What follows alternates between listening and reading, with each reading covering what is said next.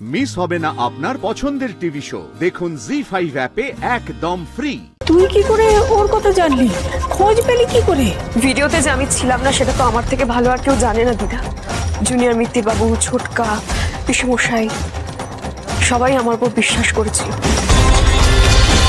এখনো তো সবটা প্রমাণ হয়নি দিদা, সবে তো টাকার গভর্নমেন্টটা প্রমাণ হলো। এখনো তো এটাই প্রমাণ হয়নি যে এই ভিডিওতে যাকে দেখা যাচ্ছে সে আর এই জোনাকি সম্পূর্ণ আলাদা মানুষ।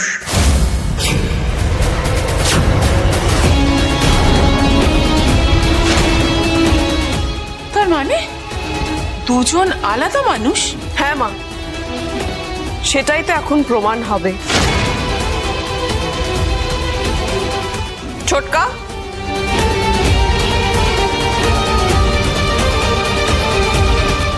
এসো এসো এসো এসো এসো এসো।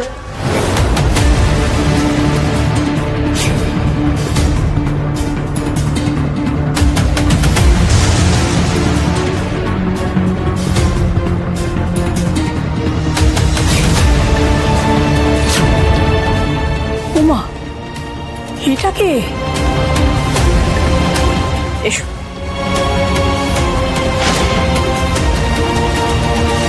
একটু এইভাবে দাঁড়াও তো, ব্যাস।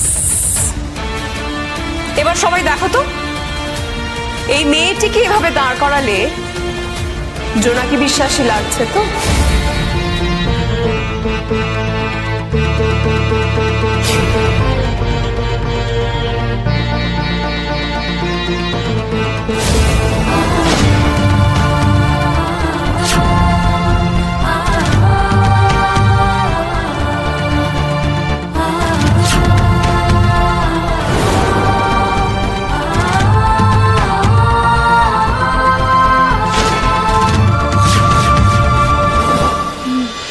দাঁড়াও, মানে এই মেয়েটা তোমার জায়গায় এলো কিভাবে? মানে তার মানে ভিডিওতে আমরা যে মেয়েটাকে দেখেছি সেটা কি সে? ওই মা,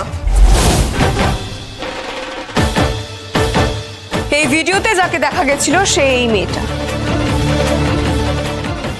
আমি নই। এই গোবিন্দলাল এই মেয়েটিকে দাঁড় করিয়ে টাকা দেওয়ার নকল গল্প ফেদে আমাকে ফাঁসাতে চেয়েছিল।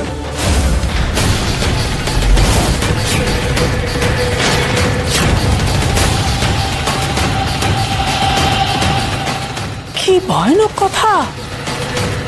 হ্যাঁ মেয়ে, জোনাকি তোমার কি ক্ষতি করেছে যে তুমি এত বড় সর্বনাশ করতে এসেছিলে?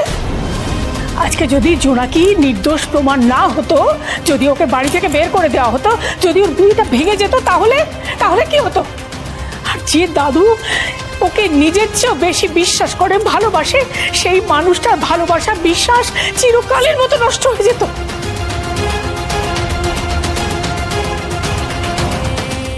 বিশ্বাস করুন ঠাকুমা, আমি কাজটা বাধ্য হয়ে করেছি। আমার মায়ের শরীরটা খুব খারাপ, সেই কারণে অনেক টাকার প্রয়োজন মায়ের চিকিৎসার জন্য।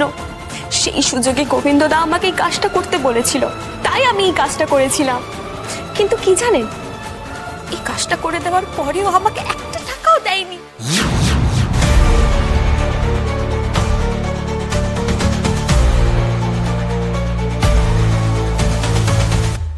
এই জোনাকি, তুই কি করে ওর কথা জানলি? খোঁজ পেলি কি করে? ভিডিওতে যে আমি ছিলাম না সেটা তো আমার থেকে ভালো আর কেউ জানে না দিদা। জুনিয়র মিত্তির বাবু, ছোটকা, পিসমশাই সবাই আমার উপর বিশ্বাস করেছিল। আর প্যাংলা দাও এনাকে খুঁজতে আমাকে খুব সাহায্য করেছে। আমি তো হন্য হয়ে খুঁজে বেড়াচ্ছি, পাই না। এদিক সেদিক খুঁজে তারপরে দেখি পাড়ার মোড়ে সেলুনের ধারে দুজনের মধ্যে কি ভীষণ ঝগড়া। ব্যাস, বলছে যে টাকা দাও, আর আরেকজন বলছে খচ্চর বেটা গোবিন্দ কিছুতেই টাকা দেবে না। গোবিন্দদা, শোন না তো, তুমি তো বলেছিলে কাজটা হওয়ার পরে আমাকে টাকাগুলো দিয়ে দেবে, তাহলে কেন দিচ্ছ না? এই এখন এত জ্বালাস না তো। তুমি তো জানো মায়ের চিকিৎসার জন্য আমি কাজটা করতে বাধ্য হয়েছি, কোনো উপায় ছিল না। আচ্ছা, এ তো টাকা কি রে? আর টাকা কি সস্তা নাকি যে চাইবি আর পেয়ে যাবি? ভাগ এখান থেকে। মানে নাকি তুমি আমাকে বলেছিলে কাজগুলো হওয়ার সাথে সাথে সমস্ত টাকা আমাকে দিয়ে দেবে, তাহলে এখন কেন এরকম রং বদলাচ্ছ? এই মজাক করবি না একদম, হ্যাঁ একদম মজাক করবি না। আর দেখ আমি তোর মতো বেকার না, আমার অনেক কাজ আছে। যা ভাগ এখান থেকে, ভাগ। গোবিন্দ আমার কথাটা তো শোনো প্লিজ। খবরদার গোবিন্দ লালকে কিন্তু ফলো করবি না। ভাগ। গোবিন্দ না।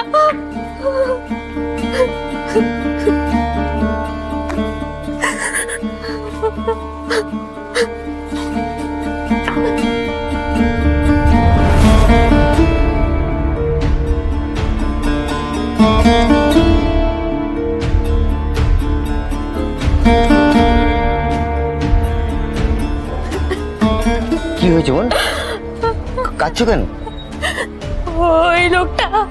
ওই লোকটা এত খারাপ আমি জানতাম না। একটা মেয়ের মতো আমি দেখতে বলে আমাকে সাজিয়ে নিয়ে গিয়ে সেই মেয়েটাকে বদনাম করেছে।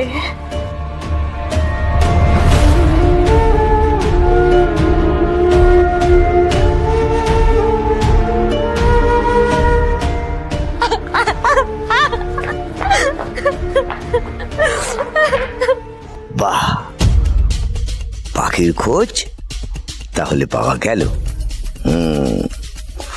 জোনাকি দিদিমণিকে তো খবরটা না দিলেই নয়। বড় রাস্তার মোড়ে আমাকে প্যাংলাদা ছুটতে ছুটতে এসে বলেছিল যে এই মেয়েটিকে পাওয়া গেছে, আর ঠিক তখনই আমাকে পিসেমশাই এবং ছোটকা বলেছিল যে এই মেয়েটিকে ধরতে, কিন্তু আমি বারণ করেছিলাম। কেন জানো? কারণ এই মেয়েটি যদি তখন পালিয়ে যেত আর কোনোদিন ওকে ফিরে পাওয়া যেত না, তাই প্যাংলাদা একে নজরে নজরে রেখেছিল।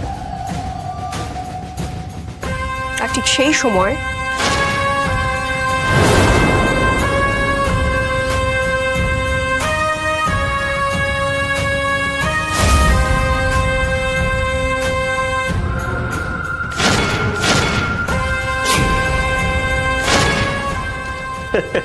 কি হলো, খাওয়া বন্ধ হয়ে গেল কেন? খাও খাও, কারণ কাল থেকে তো তোমাকে সংশোধনাগারের ভাত খেতে হবে। আপনারা কারা? পুলিশকে জিজ্ঞেস করছো আপনারা কারা? থানায় চলো চটপট, গোবিন্দলাল ধরা পড়েছে। তাকে তো বিলক্ষণ চেনো, এবার তুমি অ্যারেস্ট হবে। লেডি কনস্টেবল, অ্যারেস্ট হার। না, আমি কিছু করিনি, আমি কিছু জানি না। কি জানো না সেটা তো থানায় নিয়ে যাওয়ার পরেই টের পাওয়া যাবে, যখন পেট থেকে কথাগুলো টেনে টেনে বার করা হবে। একটা মিথ্যে কেসে ফাঁসিয়ে একটা মেয়েকে শাস্তি দেওয়া হচ্ছে। হ্যাঁ, একবার ওই সংশোধনাগারে ঢুকলে না আর বেরোতে হবে না। না না, দয়া করে আপনারা আমাকে থানায় নিয়ে যাবেন না, আমি সব সত্যি বলবো। দয়া করে আমাকে থানায় নিয়ে যাবেন না। এরপর আমরা জোনাকির কথা মতন এই মেয়েটিকে জোনাকির পোশাক পরাই, জোনাকির শাড়ি পরাই, জোনাকির মতো সাজগোজ করিয়ে এখানে নিয়ে আসি, যাতে আপনাদের সকলের চোখে ধরা পড়ে যায় যে আসল জোনাকি কে আর নকল জোনাকি কে।